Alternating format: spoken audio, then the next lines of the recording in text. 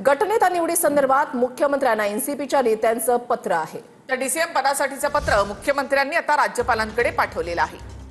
घडामोडी वेगवान घडतायत। आता डीसीएम पदासाठीचं पत्र जे आहे ते आता राज्यपालांकडे पाठवण्यात आलेलं आहे। एनसीपीच्या नेत्यांनी फडणवीसांची भेट घेतलेली आहे, त्यांना सह्यांचं पत्र जे आहे ते देण्यात आलेलं आहे। विधान भवनामध्ये आज विधिमंडळ गटनेते पदासाठीची बैठक झाली। यामध्ये सुनेत्रा पवार यांची गटनेता म्हणून निवड करण्यात आली। हे पत्र राष्ट्रवादीच्या नेत्यांनी मुख्यमंत्र्यांकडे सोपवलं।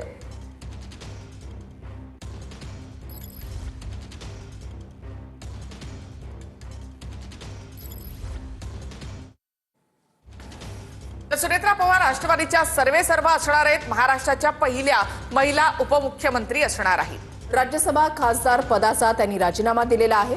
राष्ट्रवादी गटनेतेपदी एकमतानं आज त्यांची निवड करण्यात आली। राष्ट्रवादीचे सर्व संविधानिक अधिकार हे आता सुनेत्रा पवारांकडे देण्यात आले। संध्याकाळी 5 वाजता उपमुख्यमंत्री पदाचा शपथविधी सोहळा होणार आहे। आजचा दिवस हा राजकीय दृष्ट्या अत्यंत महत्त्वाचा आणि वेगवान घडामोडींचा या ठिकाणी म्हणावा लागेल। आजच्या दिवसातल्या आतापर्यंतचे अपडेट्स या 4 मोठ्या घडामोडी आपण पाहताय। सुनेत्रा पवार राष्ट्रवादीच्या आता सर्वेसर्वा असणार आहेत। संविधानिक अधिकार आता सुनेत्रा पवार यांच्याकडे असतील, तसंच त्या राष्ट्रवादीच्या गटनेत्या असतील आणि आज सायंकाळी त्या उपमुख्यमंत्री पदाची शपथ घेणार आहेत। राज्यसभा खासदार पदाचा त्यांनी राजीनामा दिलाय। राष्ट्रवादी गटनेतेपदी एकमतानं त्यांची निवड झालेली आहे आणि संविधानिक अधिकार सुनेत्रा पवार यांच्याकडे देण्यात आलेले आहेत आणि संध्याकाळी 5 वाजता उपमुख्यमंत्री पदाचा शपथविधी पार पडणार आहे। सुनेत्रा पवार राष्ट्रवादीच्या आता सर्वेसर्वा असणार आहेत। राष्ट्रवादीमधले सगळे निर्णय आता सुनेत्रा पवार घेणार आहेत। महाराष्ट्राच्या पहिल्या महिला उपमुख्यमंत्री देखील त्या ठरलेल्या आहेत। एक साध्या गृहिणी ते सामाजिक कार्यकर्त्या आणि राजकीय नेत्या आणि आता राज्याच्या पहिल्या महिला उपमुख्यमंत्री असा सुनेत्रा पवार यांचा हा प्रवास आहे।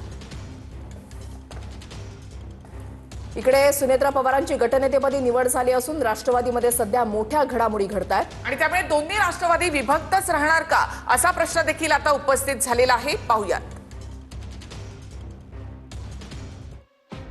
अजित पवारांची अस्थी विसर्जित होत नाहीत, तोच दोन्ही पवार कुटुंबात मोठ्या घडामोडींची सुरुवात झाली आहे। काल अजित पवार यांच्या अस्थींचं विसर्जन होताच सुनेत्रा पवार रात्री तातडीने उपमुख्यमंत्री पदाच्या शपथेसाठी बारामतीहून मुंबईकडे निघाल्या। दुसऱ्या दिवशी मुंबईमध्ये शपथविधीची लगबग सुरू असतानाच बारामतीमध्ये शरद पवार यांनी पत्रकार परिषद घेऊन सुनेत्रा पवार यांच्या शपथविधीची आपल्याला काहीही माहिती नसल्याचं सांगून मोठी खळबळ उडवून दिली आहे। आपण उपस्थित राहणार अशी बातमी आहे। आपण जाणार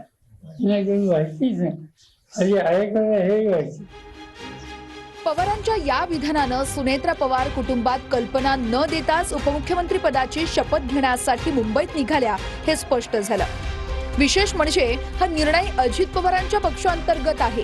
मात्र अजित पवार हयात असताना दोन्ही राष्ट्रवादी एकत्रीकरणाच्या चर्चा घडल्या होत्या, याचीही आठवण शरद पवार यांनी करून दिली।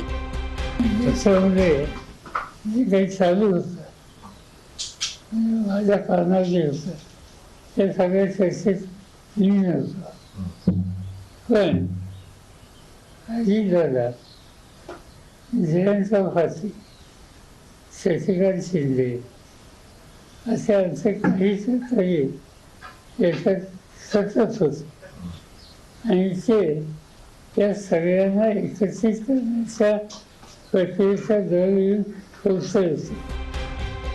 दरम्यान शरद पवार यांच्या विधानानंतर अजित पवारांचे पुत्र पार्थ पवार पुन्हा मुंबईहून बारामतीत पोहोचले। शरद पवारांसोबत जवळपास 1 तास त्यांची बैठक झाली। बैठकीत सुप्रिया सुळे आणि रोहित पवारही उपस्थित होते। माहितीनुसार शरद पवार यांनी केलेल्या विधानानंतर पार्थ पवार सुनेत्रा पवारांचा निरोप घेऊन शरद पवार यांच्याकडे पोहोचले। पार्थ पवार यांनी शरद पवार यांना शपथविधीचं निमंत्रणही दिलं। मात्र पवार कुटुंबातून शपथविधीला कोण हजर राहतं हे पाहणं महत्त्वाचं आहे। तुर्तास अजित पवार गटातले काही नेते दोन्ही राष्ट्रवादीच्या विलिनीकरणाविरोधात असल्याचं स्पष्ट आहे। खुद्द अजित पवारांनी हयातीत विलिनीकरणाचे संकेत दिले असले तरी त्यांच्या पश्चात राष्ट्रवादीमधलं अंतर्गत राजकारण पूर्णपणे बदललंय।